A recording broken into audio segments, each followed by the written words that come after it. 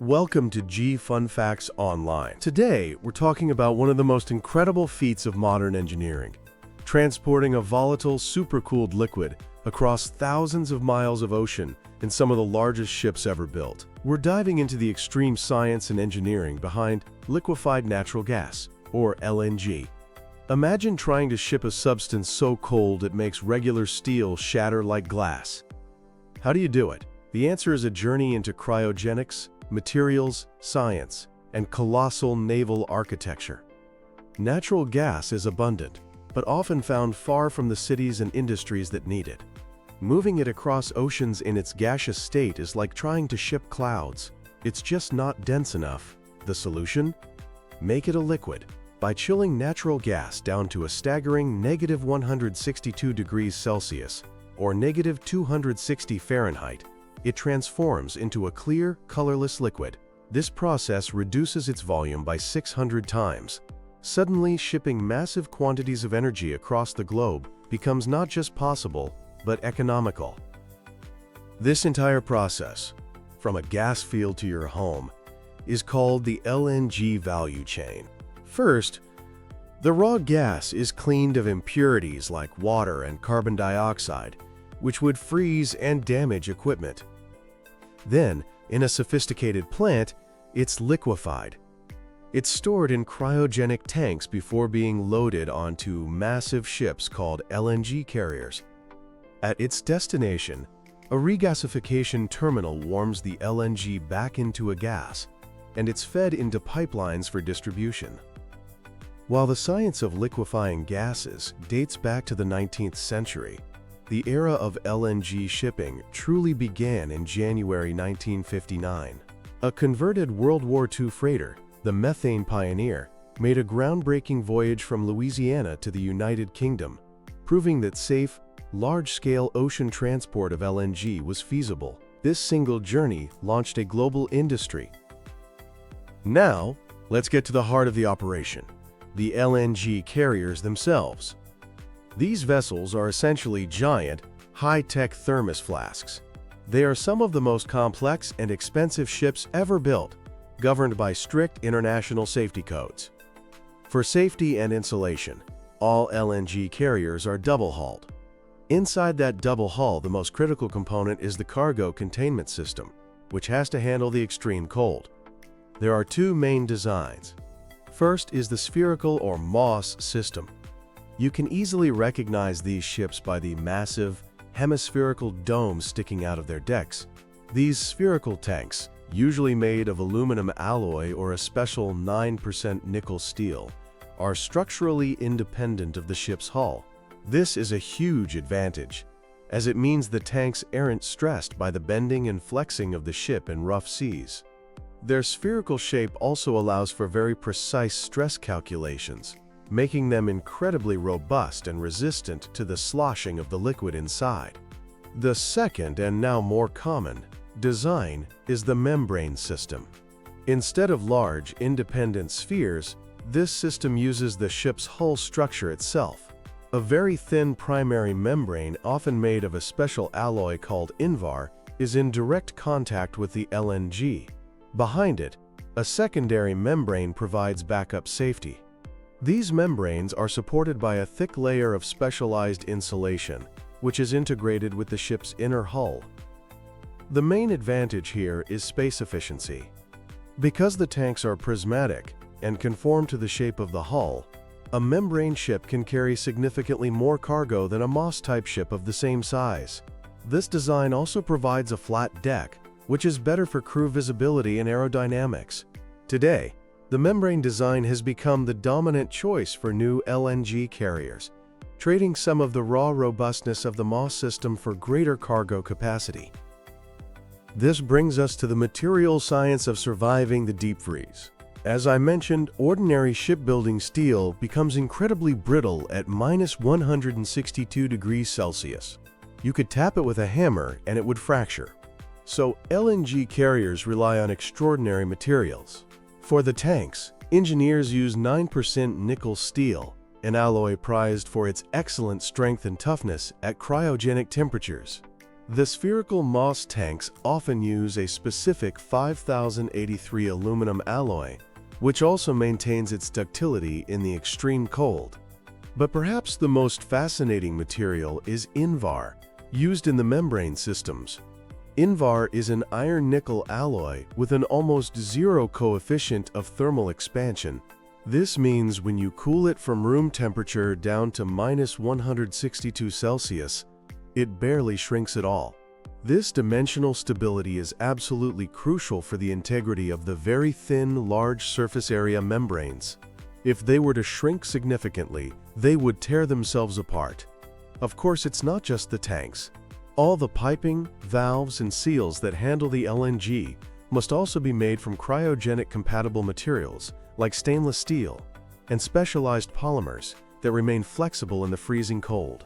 Even the welding techniques are highly specialized to ensure the joints are strong at these temperatures. But how do you keep something that cold for a journey that can take weeks? The answer is an unseen shield of hyper-efficient insulation. Any heat that leaks into the tanks will cause a small amount of the LNG to vaporize or boil off. To minimize this, LNG carriers have multi-layered insulation systems.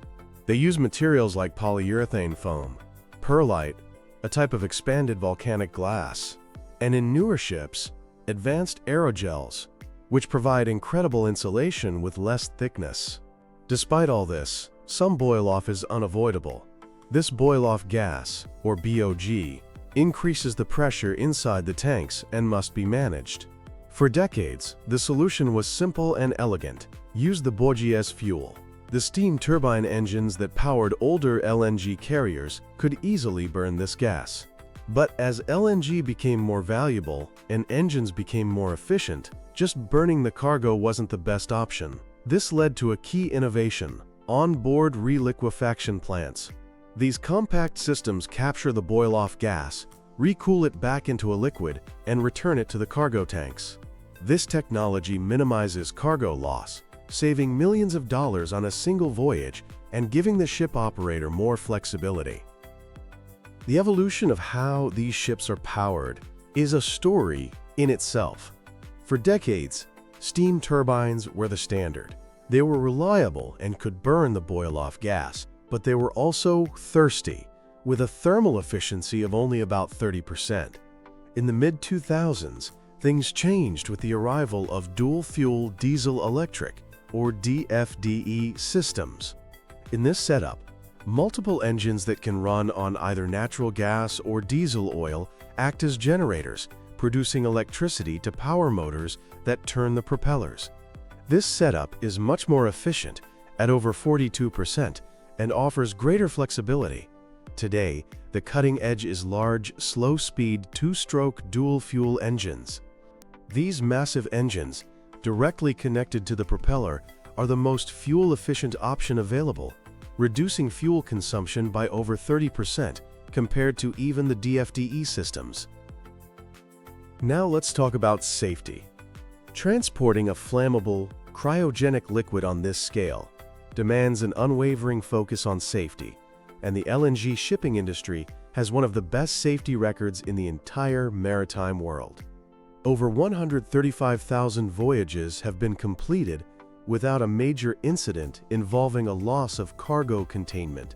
This is thanks to robust engineering. We've already mentioned the double hulls. The spaces around the cargo tanks are also filled with inert nitrogen gas to prevent any possibility of a flammable atmosphere. Sophisticated gas and fire detection systems are everywhere, and in an emergency shutdown system can instantly stop all cargo operations. The industry has also learned from rare, land-based incidents. A catastrophic storage tank failure in Cleveland in 1944, caused by using the wrong type of steel, underscored the absolute necessity of correct materials science for cryogenics and has shaped safety standards ever since. To see this engineering in action, let's look at a few groundbreaking projects. First, the QMAX and QFlex carriers. Built for Qatar, these are the largest LNG ships in the world. A QMAX vessel can carry up to 266,000 cubic meters of LNG, almost 80% more than a conventional carrier. These giants achieve massive economies of scale, lowering transport costs. They were also the first to be built from the ground up, with onboard reliquefaction plants and efficient slow-speed diesel engines, setting a new industry standard. Then there's the Yamal LNG project in the Russian Arctic. To export gas from a region frozen for 9 months of the year, a fleet of 15 specialized Arc 7 class ice-breaking LNG carriers was built. These are not just carriers. They are heavy-duty icebreakers, capable of independently smashing through ice over 2 meters thick. They can navigate the Northern Sea route without icebreaker escorts for much of the year. A truly remarkable feat of engineering for extreme environments. Perhaps the most mind-boggling example is Shell's Prelude FLNG. It's not a ship, but a floating factory. At 488 meters long, it's the largest floating object ever built by humanity. Moored off the coast of Australia, Prelude extracts gas from the seabed, processes it, liquefies it, stores it, and then offloads the LNG directly onto carriers. It's an entire land-based liquefaction plant, miniaturized and packed onto a vessel that must also be able to withstand Category 5 cyclones. The engineering behind Prelude is simply monumental. So what's next for these floating giants? The innovation isn't stopping. One major trend is floating storage and regasification units, or FSRUs. These are essentially LNG carriers with a built-in regasification plant. They can be moored offshore, receive LNG from other ships, and feed gas directly into a local pipeline network. This is a much faster and cheaper way for countries to start importing LNG compared to building a permanent land-based terminal. We're also seeing the rise of small-scale LNG. As more ships and even trucks begin to use LNG as a cleaner fuel, there's a growing need for smaller carriers and distribution networks, creating